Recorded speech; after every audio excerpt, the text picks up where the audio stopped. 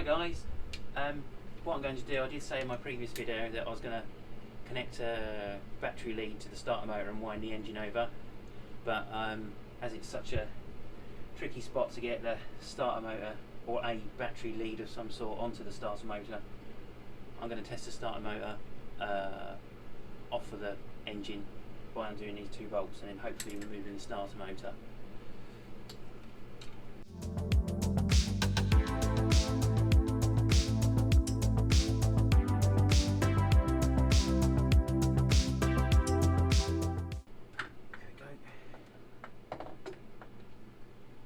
Starter motor, it literally mounts on those 2 bolts there and slides into the engine crankcase. For those of you slightly in the know, you'll notice that your starter motor is gear driven and doesn't have a Bendix or a solenoid to throw it in. So when the engine is running, you would think that the starter motor is going around all the time, but it's not. It's got an intermediate gear with a sprag clutch, so when the starter motor is engaged it turns the engine over, but when you rev the engine up the sprag clutch isn't engaged, so it allows the starter motor to stay still whilst the engine's revving, thus not driving the starter motor. Okay, what I've done here is I've got some spare bits of lead that I had knocking around from a jump lead set. I've made some makeshift, got some battery terminals, battery from the car. I'm going to test the starter motor.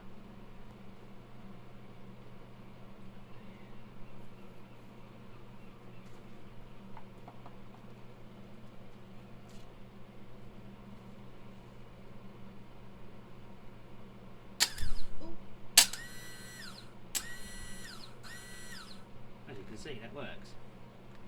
It's sparked. Yeah, well, it's the only way I've got to do it, but it works. So there we go. Job tested, and this is a 5mm by 0.8 cap-headed Allen screw. I know that because I bought these stainless steel ones for another job on the fuel rail, and I've also tested them on my tap and die set by running them down a die. Okay guys, what I'm doing here is I'm taking off the sealing O-ring which stops oil coming from the engine past the starter motor, and then laying in the engine block, because the shape of the engine block at the bottom where this is, if this O-ring leaks, the engine oil will lay in the block and make a smell and leaky mess. So I'm just trying to ascertain, with being able to feel whether that O-ring's proud enough and if it's good to reuse. And you can't just use any O-ring, you really want a oil resistant O-ring, like a rubber nitrile ring. So I may use the O-ring of my spare starter motor and put some engine sealant on it.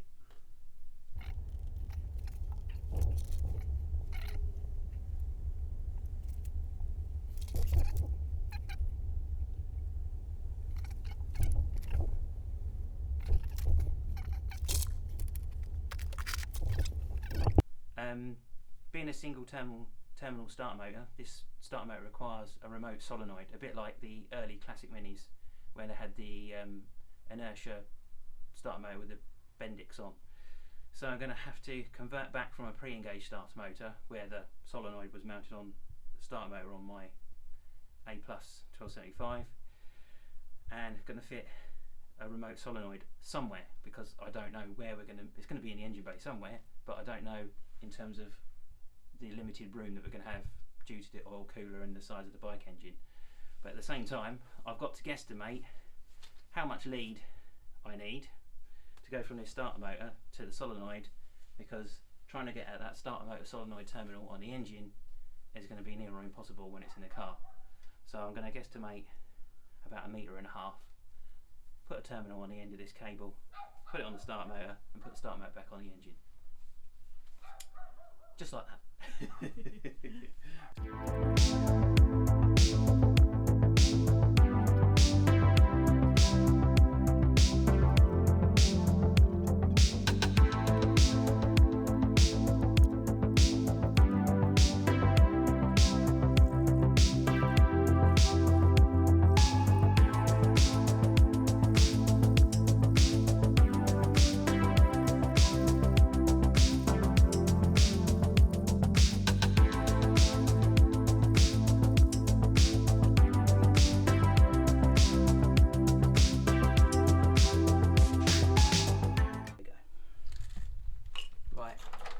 This is the battery eyelet terminal, or a ring terminal, some people call them. On the face of it is dear little numbers. This one says 625, so my beautiful assistant just told me, which means 25 millimeter square cable, which this is, which goes in there, and the hole in the centre is a 6mm hole.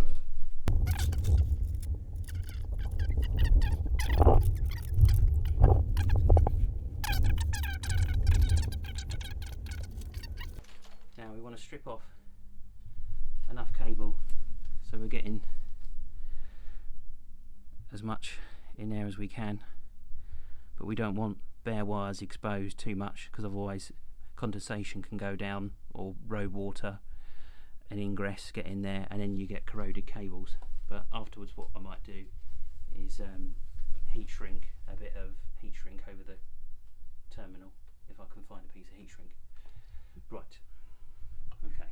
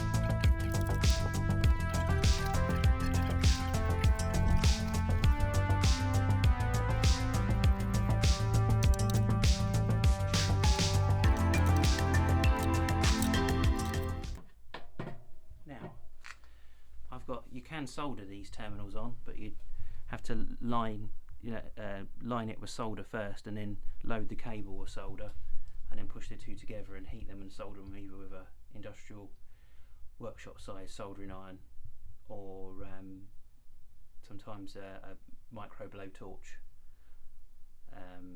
But I'm going to use the crimping method. I haven't got, you can get big crimping pliers. I've got a pair of crimping pliers, hand ones up to 16mm squared, but this is 25mm squared, so it requires quite big hefty ones. I used to have a pair when I worked in the heavy goods vehicle trade, but haven't got access to those anymore, and they're quite expensive. So I've got this little device. There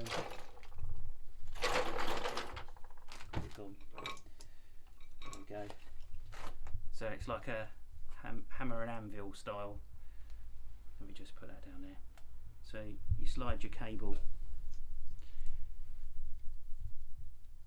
you lift that up, you would slide your cable and terminal in a hole.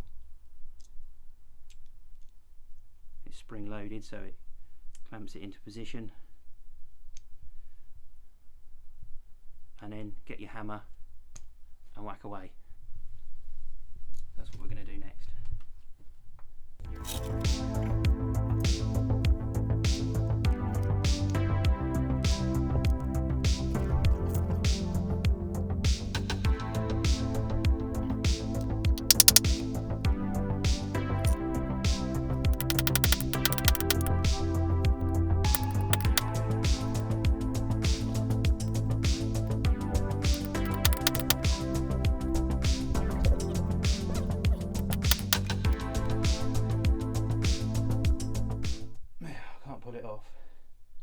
So there we go. Is that a good thing?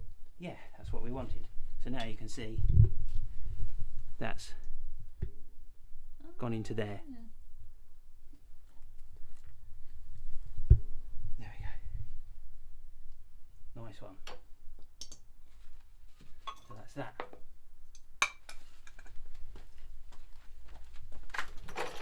So now we have our battery terminal cable, battery terminal eyelet on the battery cable. Right, cool.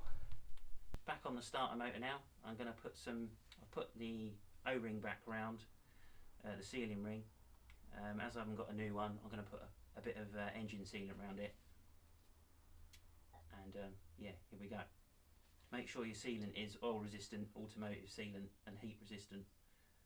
not normal silicone sealant like you would use around windows or a bath or shower, because it's no good.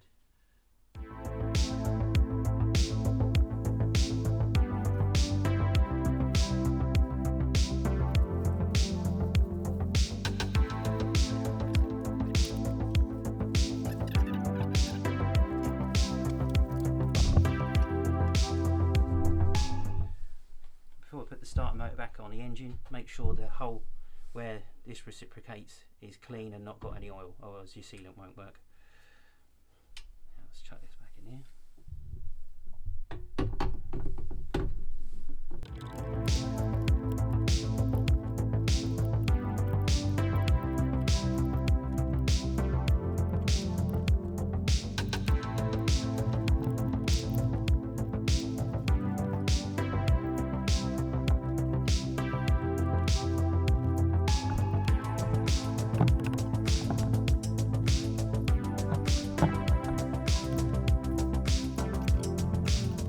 There we go, it's gone all the way in.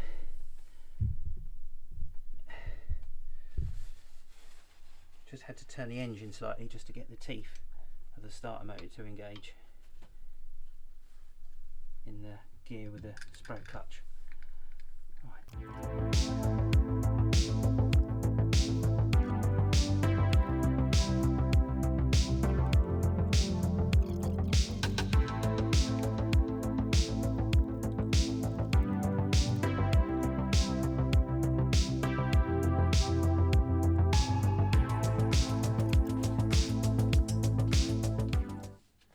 What's next?